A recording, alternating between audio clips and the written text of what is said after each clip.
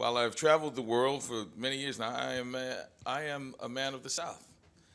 I actually never thought of myself that way before. But coming into Nashville, I realized it's so similar to New Orleans. It's so similar to so many places that I grew up. It's a unique demonstration of the American aesthetic that we have here in the South. One of gregariousness and one of passion and one of great vision, of great opinion. But it's just very unique to have that sort of epiphany and awakening today. It reminded me of what I went through in New Orleans. I am an actor, but I, first and foremost, am from New Orleans, that northernmost Caribbean city, right? The last Bohemia, the city that cared for God, the Big Easy. Laissez le bon temps rouler, cher. Right? And it's a place that is so unique and is so defining of who I am. It is like a loved one. It is a family member. It is someone, I even speak of it as a person, someone who is of near and dear to my heart.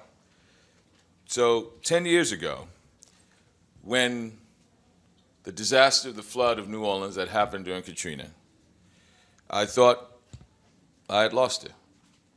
I thought that she had died. Many of us can remember where we were when we heard those fateful notes. Do you know what it means to miss New Orleans and miss her each night and day? And I tell you one more, when you miss the one you care for, more than you miss New Orleans. We thought she was gone forever. It was a dirge. It was a funeral procession. That storm destroyed 80% of the city. And I knew that 20 years from now, some kid was going to come up to me and say, Mr. Pierce, in New Orleans' darkest hour, what did you do?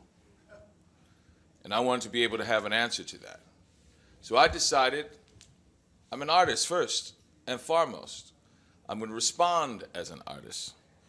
And so I, along with the creators, the founders of the Classical Theater of Harlem in New Orleans, in New York, did a production of Waiting for Godot.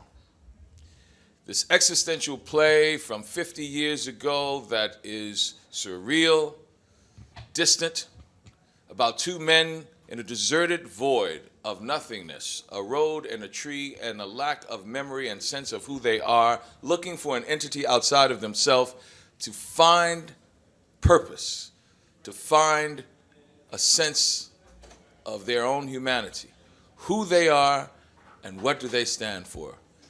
Waiting for Godot, something outside of themselves. And there was an image of two men in New Orleans on a raft, in the water, abandoned, slightly looking at something in the air that was captured and moved us to do that play.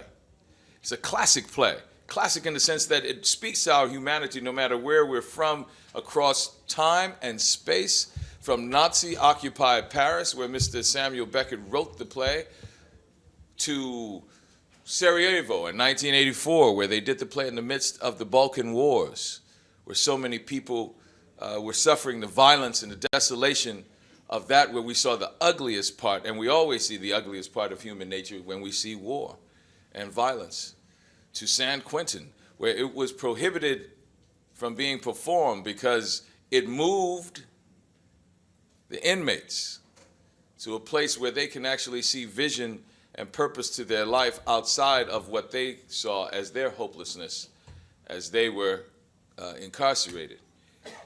And then we went to New Orleans and saw the lower Ninth Ward and realized in this vast emptiness, miles around where everything was destroyed, where we on hallowed ground saw what the flood did and how many lives were destroyed and hundreds of people had died. On that hallowed ground, we said, let's do the play here. Let's respond to what has happened to our city, to our community here. And that's where I decided to do the play.